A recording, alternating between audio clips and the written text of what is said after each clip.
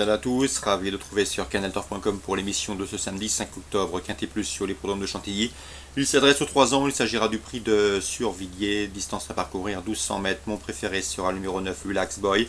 Deuxième d'un Quintet Plus fin août sur l'hippodrome de Deauville et sur 1400 mètres. Le cheval me semble en mesure de mettre tout le monde d'accord. Je lui poserai le numéro 5, Eferatus, qui est issu des réclamés, qui a depuis prouvé qu'il fallait également compter avec lui dans les handicaps. Il a remporté un handicap Fontainebleau, puis un autre à Deauville, a été remonté sur l'échelle des valeurs, ce qui ne l'a pas empêché de faire l'arrivée du prix de la pomme dernièrement, mais d'être disqualifié pour avoir occasionné une gêne.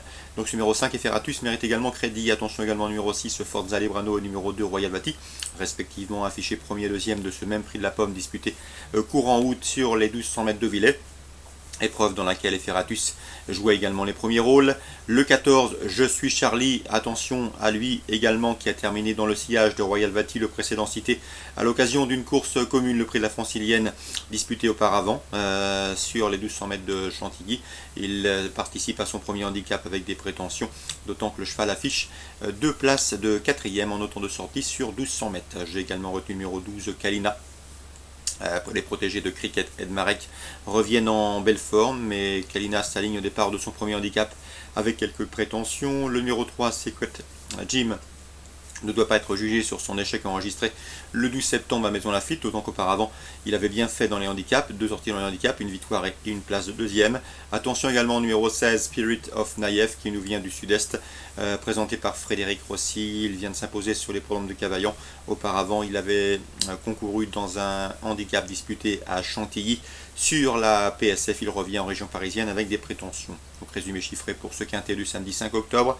Le 9, le 5, le 6, le 2, le 14, le 12, le 3 et le 16. Toujours à Chantilly, réunion 1. Dans le prix de Condé, un groupe 3, le temps fort de cette réunion cantilienne. J'aime beaucoup le 404 High Alpha. Pourquoi? Puisque ce cheval a des bonnes lignes. Il a non seulement remporté une Little Race courant août à Deauville, mais ensuite il s'est classé deuxième du prix des Chênes, un groupe 3. Certes, il était devancé par le bon et estimé Akiro, mais il devançait un certain National Defense qui a depuis, mais pas plus tard que le week-end dernier, remporté le groupe 1 prix Jean-Luc Lagardère. Bref, une ligne en béton pour ce 404 High Alpha. Il, à mon avis, est capable de dominer le 401 Valgeist, présenté par André Fabre, un cheval qui a débuté victorieusement à Chantilly, et ce avec la manière. 404-401. On passe à la réunion 3 sur l'hippodrome de Caen. Dans la deuxième, j'aime beaucoup Darwin Durib, qui compte déjà 2 victoires en 5 courses courues, qui a terminé 3e.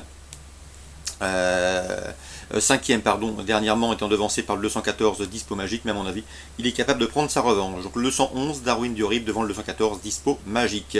Dans la suivante, attention au 301 Dingue du Roc. Le cheval n'était pas battu au moment de son incartade à l'occasion de sa course de début le 12 septembre sur ce tracé normand. Il mieux vaut donc le reprendre. C'est un cheval qui, à mon avis, devrait prendre ses premiers gains. C'est le 301 Dingue du Roc.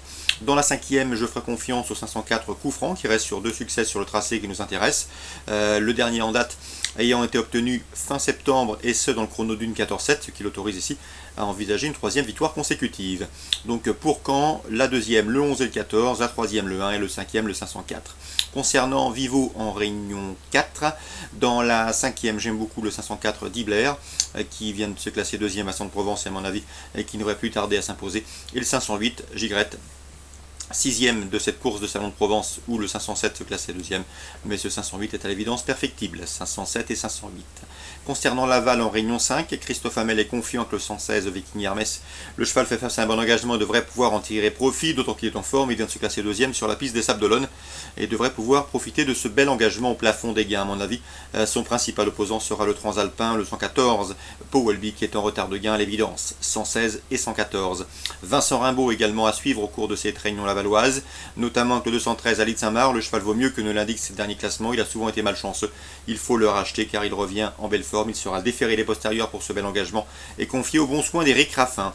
Le 411 Astiade Fligny, attention également, elle est sur la montante et il ne faudrait pas être étonné de la voir à l'arrivée de cette compétition. Donc Vincent Rimbaud à suivre également avec confiance, avec le 213 Ali de Saint-Marc, le 411 Astia Fligny. Voilà pour les infos de ce samedi 8 octobre. Très bon jeu à tous, rendez-vous demain pour une nouvelle émission.